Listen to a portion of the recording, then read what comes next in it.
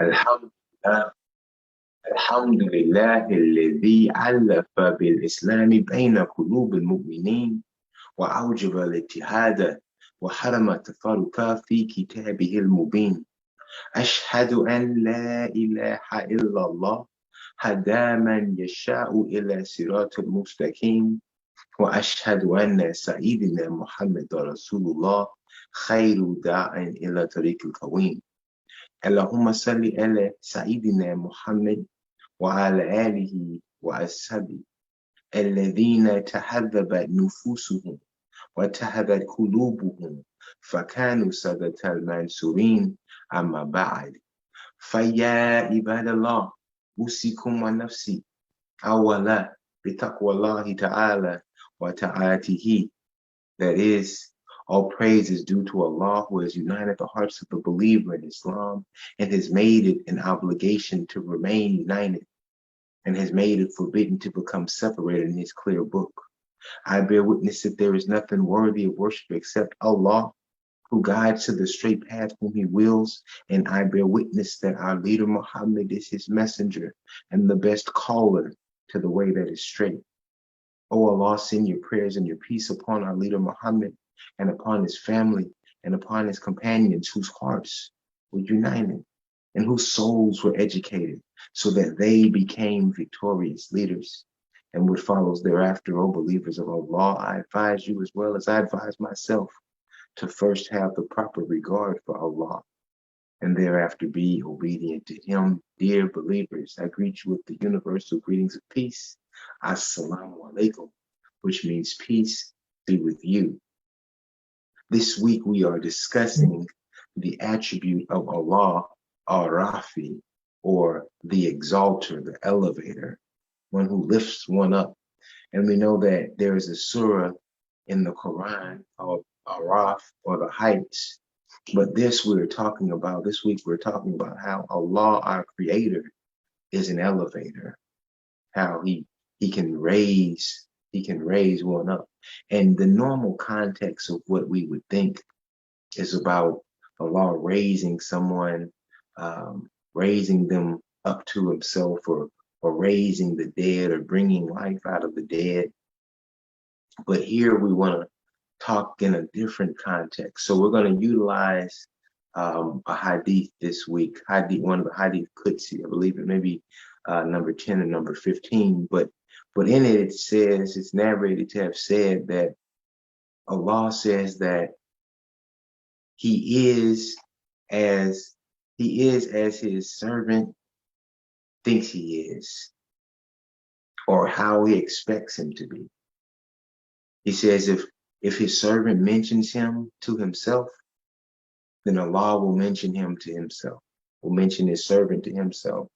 And if his servant mentions him in a crowd, then Allah will mention him in an even better crowd. And if his arm comes to him just an arm's length, Allah will come too. And if the servant comes too, then Allah will come 6 feet. But they use different language. They use cubits. They use fathom as means of measurement. But just to give you some context, a cubit is around a little longer than 2 feet, and 6 feet for a fathom. But it says if he comes 2 feet, he'll come 6. And he says if he comes walking, Allah will come with speed. So what is this saying about our Creator, dear believers? Here it is saying that Allah will elevate his servant if he mentions him in a crowd. He will mention him in a better crowd. And we think about how we, as we matriculate through the military, or we move through life and we're trying to get a job, and we ask people for references. We ask for letters of recommendation. We ask for somebody, hey, I know you work at this place. I know you work in this unit. Maybe you can see if they have a spot open. Maybe you can bring me up in a conversation. And this is what we do with our peers. This is what we do with each other to try and elevate ourselves, to be seen. But here our Creator says that if you mention him in the crowd, if you bring him up in a crowd, he will bring you up in a better crowd. And who would be a better reference of our character? Who would be a better reference of us? Who would give the best recommendation of us than our Creator? So now we have to formulate what are we doing? How are we living our lives? Because it says in communication, 80% of communication is body language. And then some sayings there, people say to believe none of what you hear and half of what you see. So what does this say about how we live our lives? What does it say about how we carry ourselves as believers? Can you see that I'm Muslim just by the way I carry myself? Does my outward expression say Muslim? Does my character, does my mannerism say Muslim? If I don't say it, or if you don't say it, can somebody readily identify you? You may say, well, I've got a beard, I rock a kufi, I rock a hijab, I do all these, I have these outward expressions, but my mouth is foul. Maybe I'm cussing all the time, right in that hijab. Maybe I'm arguing with people right in that hijab, not exhibiting what a Muslim looks like. Maybe I'm getting drunk with my beard. Maybe I'm getting drunk in my kufi. Maybe I'm smoking in my kufi.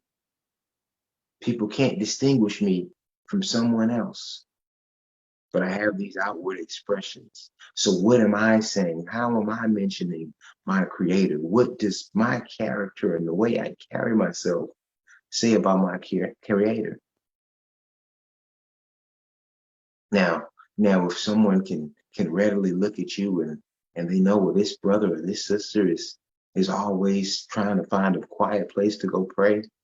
This brother or this sister is always trying to maintain themselves with good character. They don't yell, they don't argue, they don't fuss, they don't make a big issue of things. They advocate for themselves, but they don't create hostility in the workplace. They don't always run and say, well, somebody is trying to violate me, or they're trying to do this or that. They're exhibiting it. They're exhibiting their Creator. So when someone comes and says, oh, this person is a Muslim, this person is a good Muslim, when they speak to someone else about them and they reference them, yes, they practice, they believe, they do all these things. This person is a good Muslim. And now the conversation of the Creator comes up. They go back and say, well, tell me about this. Why do you act this way? Now you begin to talk about Allah. Now you begin to talk about your Creator. People are asking you, why are you like this? What is this about? And you can eloquently, you can accurately and concisely describe it because you live it, because you practice as a Muslim. So now you're mentioning your Creator in a crowd. And Allah says, if you mention me in a crowd, I'll mention you in a better crowd. So dear believers, we have to really think about how we are communicating this religion, not just by the words I say, not just by me requesting a memo for a beard, requesting a memo for hijab, requesting a memo for halal food, for separate rations.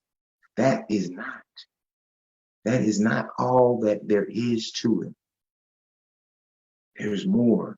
It has to be how you carry yourself, how you talk to people, how you treat people. That's going to spark that conversation. And even, he says, if you mention Allah to yourself, he will mention you to himself. So even if you're alone and you're praying, and you're reading the Quran, and you're studying this religion, and you're mentioning Allah, you're mentioning the gifts and the blessings that Allah has provided for you just to yourself, Allah has taken note of that. And that's something, dear believers, that we should hold dear. And it should cause us to elevate our conversation, elevate our action, elevate our worship, elevate our practice of this religion. أقول قولي أستغفر لي ولكم والحمد لله رب العالمين.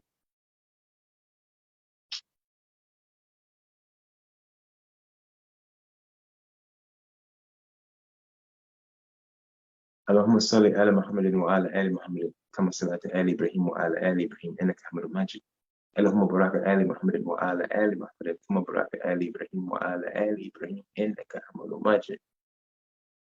Dear believers, this hadith started off, this hadith Qudsi started off by saying that I am what my servant thinks I am, or I am what my servant expects me to be. So what does that mean? You know, we talked about this, mentioning this idea of elevation, but what does that mean? Allah is saying that if my servant mentions me to himself in prayer, by reading the Quran, by studying the religion, if my servant mentions me when he's hurt, when he's in trouble, and he's doing this because he knows that I am all forgiving, most merciful. If my servant is reading my book and is studying my these 99 attributes, and he's finding all these things out about me, finds out that I'm the most merciful, that I'm the giver, that I'm the protector, that I'm the elevator, that I'm all these things, that I'm the judge, I'm all these different things. I'm the wise, I'm the exalted, I'm the magnificent, I'm the majestic, I'm all these things. And this is what my servant thinks I am. If my servant thinks I am these 99 attributes that we've been going over, the servant thinks that this is what their creator is, Allah says I am that. And why? Because those attributes, or those things, that this idea that we saw, or we developed of our creator, came from him, came from his words, came from his book, came from his messenger. And so that's what formulated this idea, or that's what formulated this vision or perception of what our creator is. So our creator says, yes, if my creator mentions me, reads the Quran, and he studies it, and he sees that he thinks that I'm merciful, I'm merciful. If my creator, if my servant sees me and thinks that I'm all wise, I'm all forgiving, then that's what I am, because my servant is constantly coming to me. So we're constantly going back to our creator, because we know that our creator is all forgiving, most merciful. We know this of our creator.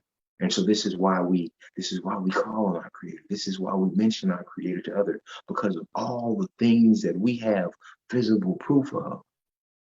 We can see the mercy in our life, the mercy in someone else's life. We can see the forgiveness. We can see where he has cleaned people up. We can see where this religion has changed lives, where his book has changed lives. And so we see him as one who has the ability to change a life. So Allah says that I am what they think I am. I am what they expect me to be. And we know that this Quran, dear believers, is a mercy and a warning. A mercy to the believers, but a warning to those who disbelieve. And so just as all those things that Allah is merciful, Allah is forgiving, Allah is wise, Allah is a fair judge, Allah is an exalter, Allah is all these things, these positive things that we see, that we look to, when he says that he is one that holds people to account, that you will be accountable for your deeds. We know this to be true as well. So when Allah says that I am what my servant thinks I am, if my servant thinks that I am one who holds one accountable to their deeds, then that's what I am. And we take that because that's what he says he is in the Quran, and we know that the promise of Allah is true. So believers, we have to consider, how do we carry ourselves? How do we present ourselves? How do we communicate the name of Allah? You know, one of the worst things that I hear or I see is someone that says inshallah and doesn't mean it. They use it as a joke. They use it as something just to get somebody off their back. But here you are mentioning the name of Allah. You're utilizing the name of God, but you're not serious with it. So how are we mentioning this name? How are we mentioning the name of our Creator? How are we mentioning? Now he says if you mention him in a crowd, he'll mention you in a better crowd.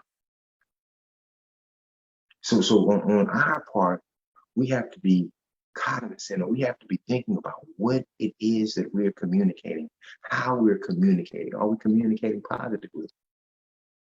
Because I would greatly dislike for us to be mentioned negatively in a better crowd when our record is laid out and Allah we're being questioned on our record, and it's a lot of negative there. We hate for that. So, dear believers, Allah is Ar-Rāfiʿ, the Exalter, the Elevator.